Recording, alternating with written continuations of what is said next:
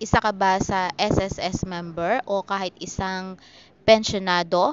Marami sa mga SSS member ang nagugulat na bigla silang nagkakaroon ng loan o utang sa SSS na hindi naman nila alam kung sino ang nag-apply o hindi naman nila in-apply at nakuha ang amount ng loan pero bigla silang nagkaroon sa kanilang account.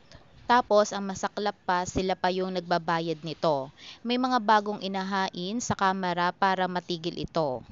Ayon sa ulat, isang resolusyon ang inihain sa Kamara de Representantes upang maimbestigahan umano ang pangungutang ng ibang tao gamit ang account ng mga miyembro ng Social Security System or SSS.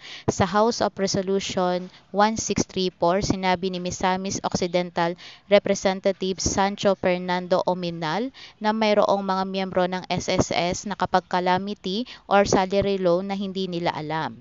At sa kabila ng ginagawang pagre-report ng mga miyembro sa kanilang anomalya, pinababayaran pa rin umano sa mga miyembro ang perang hindi naman ito napakinabangan. Sa kabila ng ulat ng mga insidenteng ito ng iba't ibang mga customer ng SSS kasama sa paghain ng pag-uugnay ng pagtatalo o complaint, gayunpaman ay hinihiling ng mga miyembro na magbayad para sa mga irregular at mapanlinlang na transaksyon sa pautang.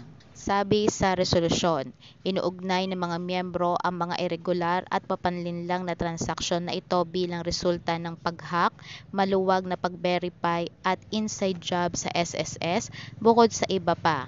Ayon po ito sa House Resolution 1634.